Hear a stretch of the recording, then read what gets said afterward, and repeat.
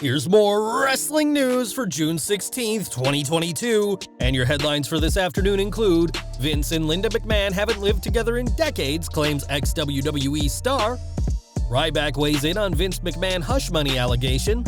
AEW criticized for rushed Interim World Title tournament. Lance Storm explains how Jeff Hardy's situation is like recently deceased wrestler. AEW Star has plans to manage husband in WWE. Tyson Fury teases return to wrestling and massive opponent, and it's not Drew McIntyre.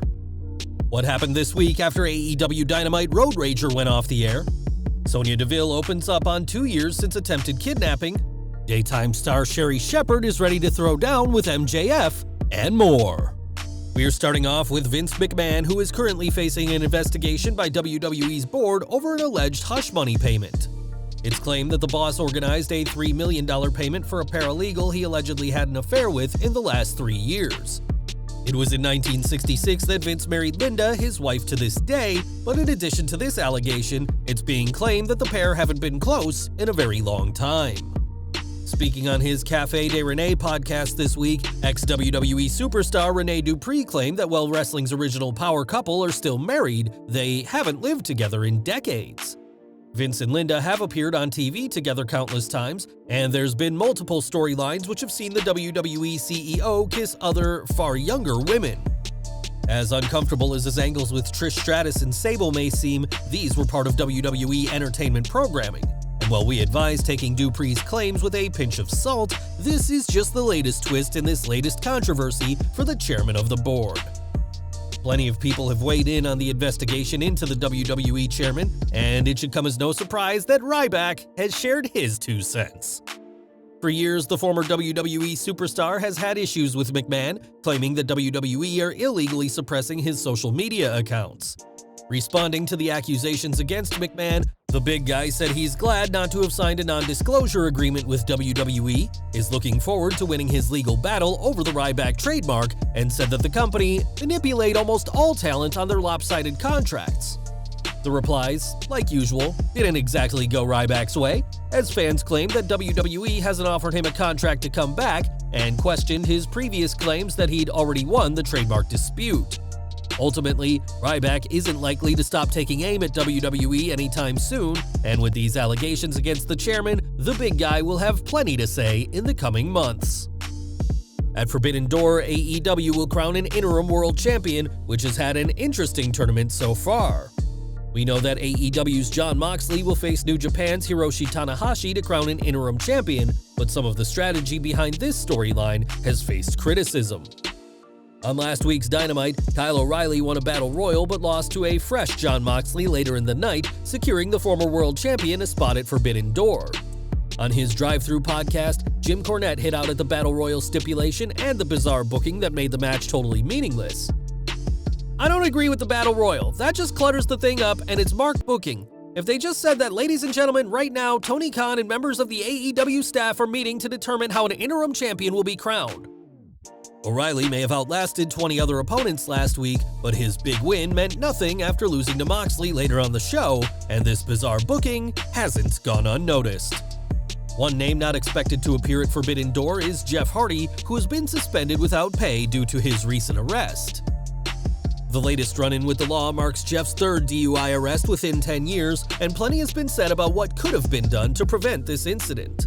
While Jeff is ultimately responsible for his decision to drive while inebriated, there's been a discussion about how wrestling has influenced him and whether promoters bear responsibility for his behavior.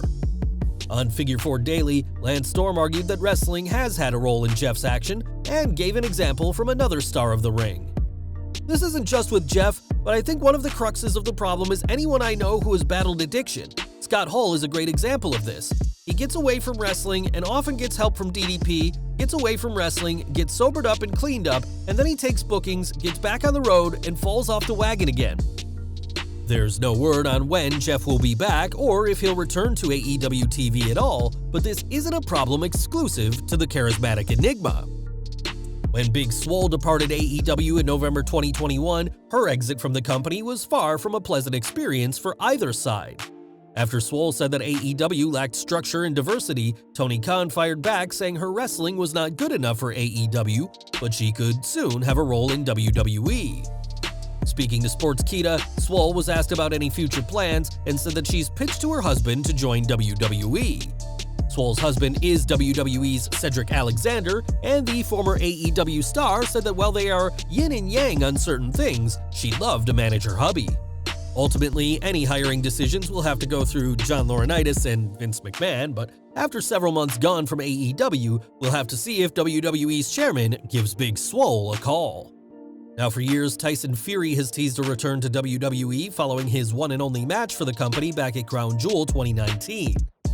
On that night, the Gypsy King got a count-out win over Braun Strowman, and while Fury has teased a match with Drew McIntyre in recent years, there's now another star he wants to face.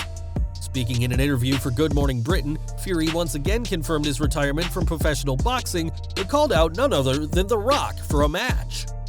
Saying that he's now looking to do exhibition matches, calling them Hollywood-style entertainment, Fury added that he'd like to face fellow boxing legends such as Mike Tyson and Lennox Lewis, as well as the former WWE champion. Of course, the issue is that The Rock is incredibly busy in Hollywood, and while the first quarter of his 2023 schedule is clear, WWE hopes to see the Brahma Bull face Roman Reigns. As for Fury, there's no sign of when, if ever, he'll be back in a WWE ring, but the boxing star isn't finished with wrestling yet.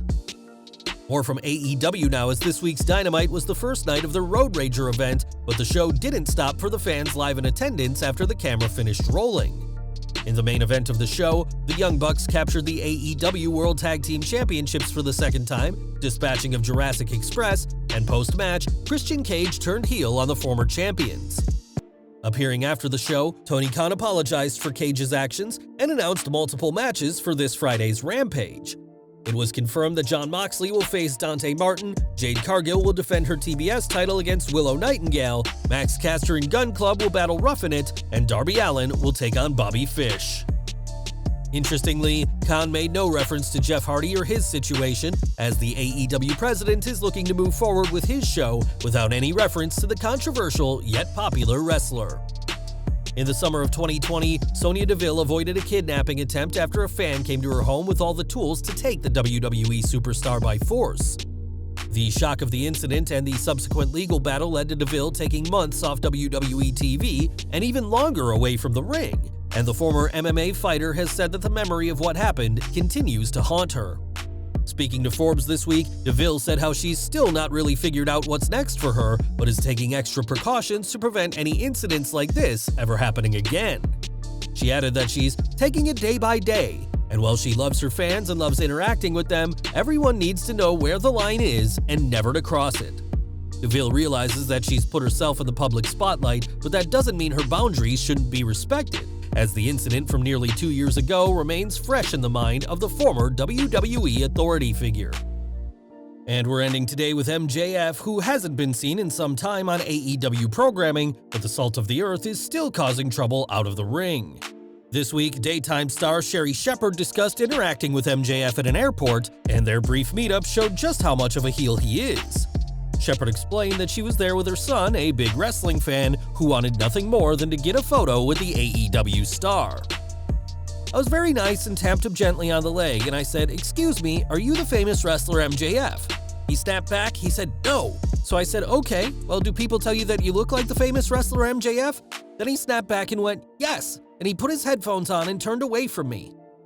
Shepherd's son never got his picture, though it sounds like he was kind of pleased to get to experience MJF's heel work in person, as the Dynamite Diamond Ring winner proves why he's considered one of the best heels today. Well guys, that's our news for today. Please share your comments below. Also hit the like button, subscribe to our channel, and hit the bell icon to receive all notifications. And as always, thanks for watching.